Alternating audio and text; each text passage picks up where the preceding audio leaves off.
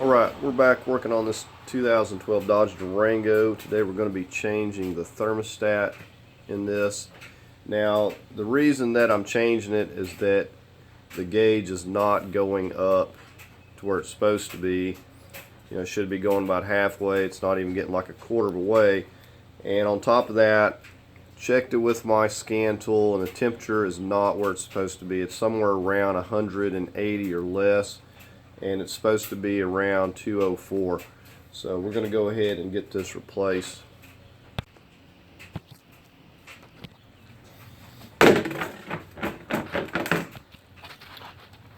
Okay, before we can drain some coolant, we're going to get a few things up here. The spout is right down here.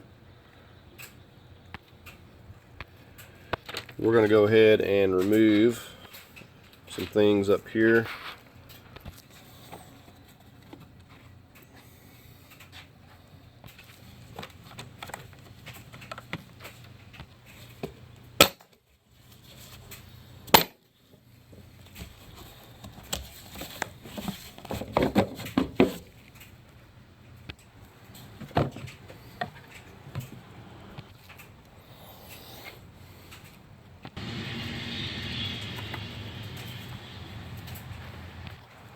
You can use an 8mm or a flat or 5/16.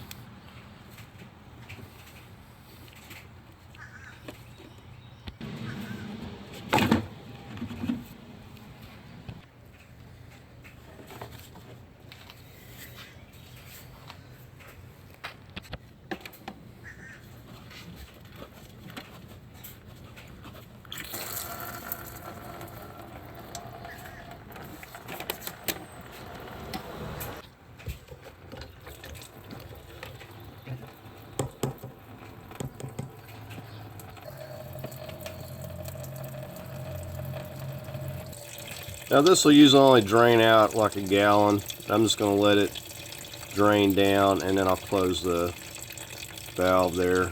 We'll move it over here. So this is where we're going. See, this has like a bleeder screw here. I have not found it necessary to use that, but I guess you could to get the air out quicker. Oh, it's wanting to leak there, so I'm going to have to wait till I can move my pan. Now I've drained out plenty enough here. I'm going to go ahead and close this back.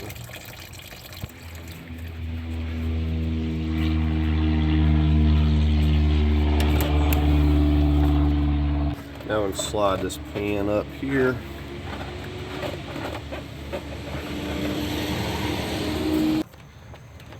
Now keep in mind, no matter how much you drain out or else, there's going to be fluid back behind this thermostat, so you want to make sure you got your pan positioned.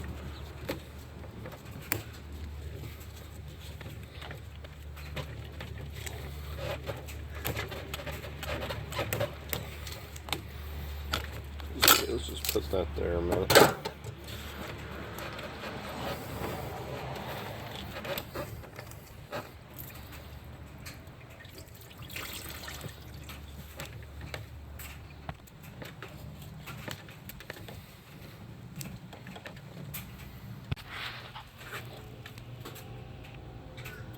Okay, you can see you can either use a Torx bit or 10mm on these.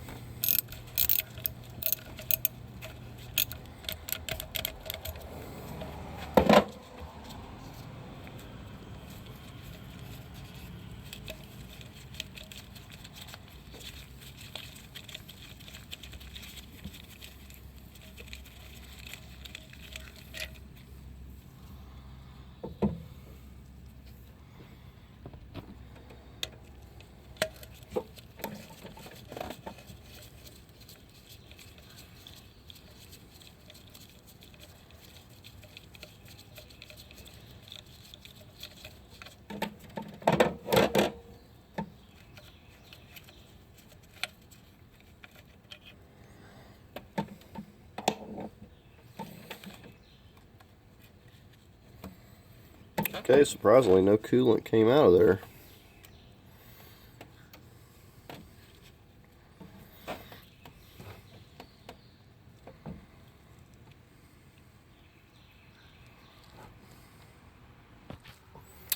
Okay, so here is our, now you can replace this whole housing and it is definitely quicker to do that.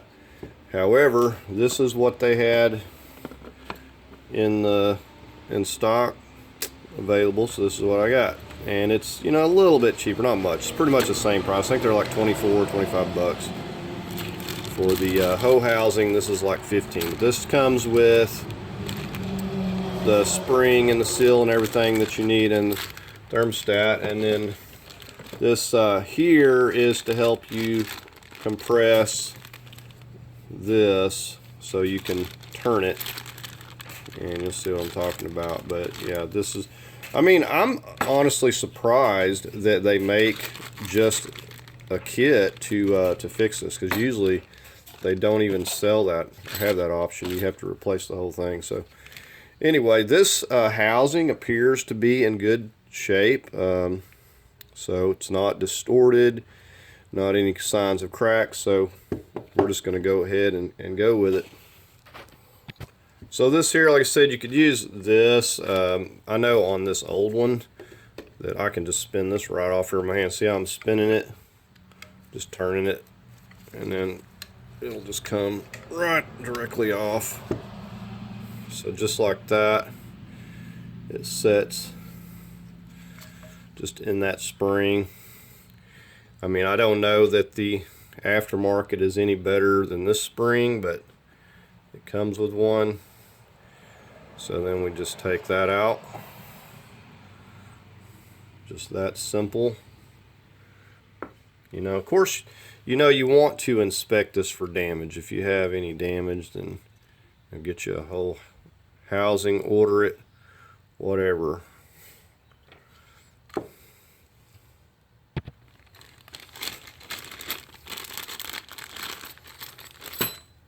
Right, so this gasket doesn't go on in any particular way, so just whichever way. You just want to make sure that it's going to honestly stay on there, not just fall directly out, because that can happen and it's a nightmare.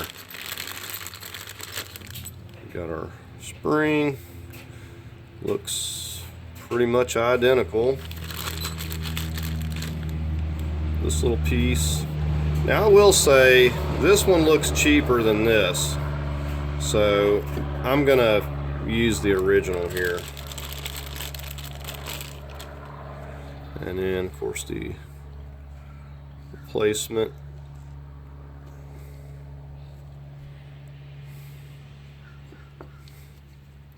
So let's see how it fits.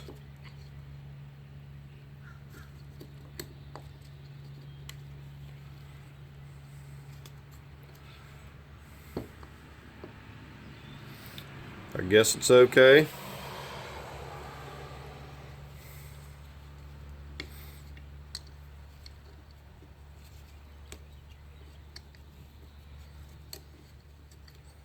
So I don't know if I can do this with my hands going this way or not. I'm gonna see.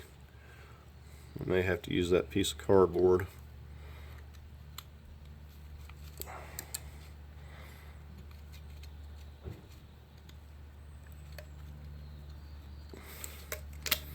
Alright, well, let's try this.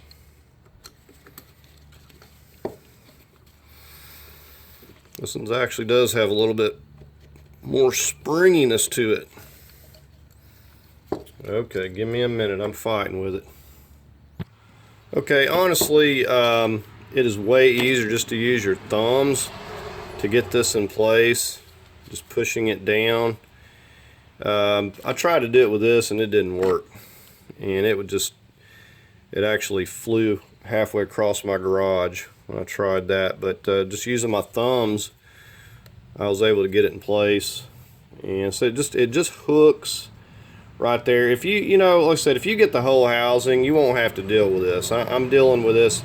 You know, I was going to get the whole entire housing, but said this is what they had, and it wasn't that difficult. It just using your thumb seems to work pretty well.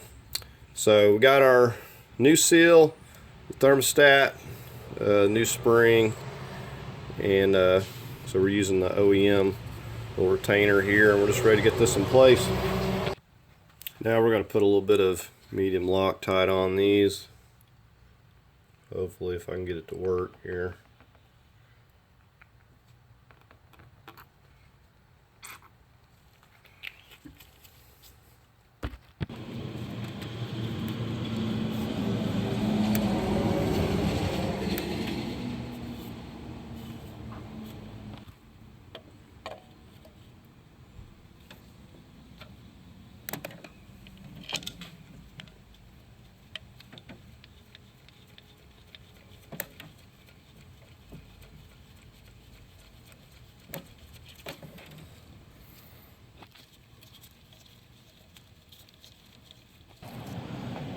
Okay, now these call for 96 inch-pounds.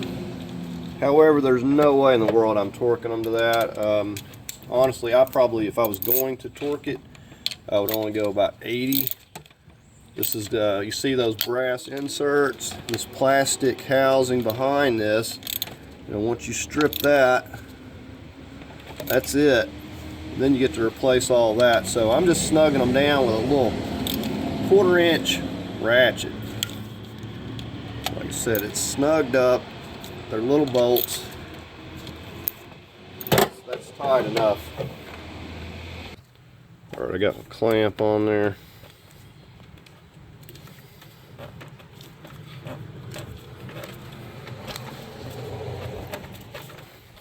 Well, this upper hose has seen better days as well.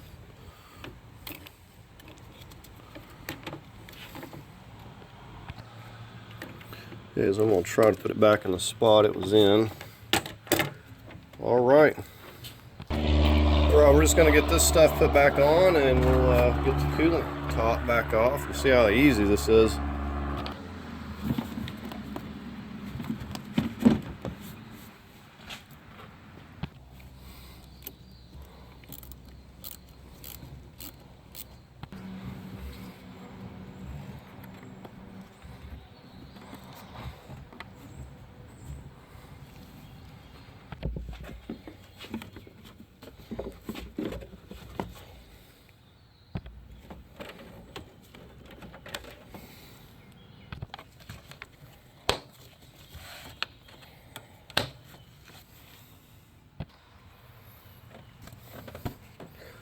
This will just snap back on.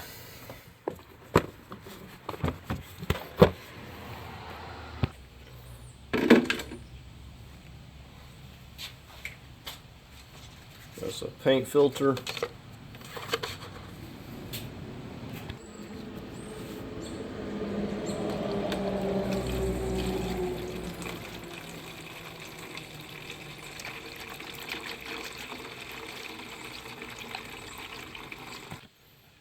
Well, looks like we got back a little more than half a gallon. We'll pour this in slowly, or it may try to overflow, and you may not even be able to get all of what you got out back in because of air pockets. But just pour in as much as you can, put your cap back on, circulate it, and if it needs any extra, it'll pull it from your reservoir there. But you can also double check it, after it's cooled, after you've driven it a little bit, let it cool down and pull the cap off, and see it's starting to back up right there. Right, I managed to get almost all of it in. It's not going to go anymore. It's got air and stuff. We're just going to put the cap back on. We've got enough in here, it's fine. So we'll have to run it, and then we can get the remainder of this in there, and probably have to top it off too. And you want to use the OAT, and I think the press stone is pretty good. It mixes with it. And of course, we're going to come over here and we're going to check, make sure we don't have any leaks and drips. Now, look in here. I don't expect that it will. If it wasn't leaking with that old seal, it's surely not going to leak. We'll take a look under here. Other than the stuff that was dripping off the frame there, I don't see any new drip. Okay, so I've just got it idling. We're going to work on getting it up to temperature here, and then I'll put my scan tool on it. We'll see what it's getting up to. Okay, so it's already doing better than it was. I was getting it about at the quarter way mark, and we're already moving on up there. Let's see where we're at over here. We're at 89, if you can see all the glare, and we're looking for it to get up to about 95, 96 Celsius. So we're getting there. And when we get around 95 to 96, this thermostat should open up and it should start kind of cooling back down. But it should be able to maintain around the 95 to 96 range. Now, if you don't have the scan tool, you can obviously just watch your gauge here, and you know, if it's not going up close to that halfway point, then it's not getting up to the temperature it needs to be, or holding it at that temperature. Okay, so here is where the gauge is right now, and here we are at 95. So I'm gonna see what it's gonna do. Is it going to go up to 96, 97, and then drop back down? I'm just kind of curious. Okay, we're at 96 now. 97. Okay, so it's up at 100. Now, I don't know if it's because I've got air in it. The needle hasn't moved that much up here. So we're still right before the halfway mark there. Okay, so what happened was it went all the way up to 104, close to 105, and then it started dropping back down. It opened up. So I'm going to watch it again and see. So here's where the gauge is. The gauge here really doesn't move that much. It just barely moves. But this here is, you know, jumping up to 104, 105 degrees. I'm going to see if it's going to climb up there again and what it's going to do.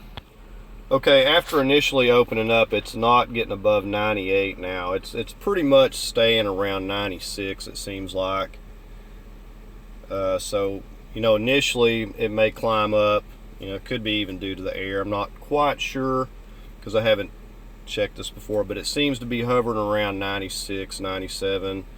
And so it may get up to 98, but then it just immediately starts coming back down. So it's keeping it pretty close to that target temperature. And see, this here is pretty much where this is staying right now, here idling. Okay, so like I said, after this cools down, I will take that cap off and make sure that the coolant is up there in the neck where it's supposed to be. But usually it'll pull it from the reservoir. But I will check that after it's cooled down, make sure, because we've had some air and I didn't get back exactly what went in there. So anyways, that's going to do it for the video. I hope you enjoyed it, found it helpful on replacing this thermostat. You see how easy it is. You know, other than just draining a little coolant out, no big deal. Something you could probably do fairly quick, you know, within probably 20-30 minutes. So that's going to do it for the video. I hope you found it helpful. If you did, give it a thumbs up. And as always, I invite you to subscribe, and thanks for watching.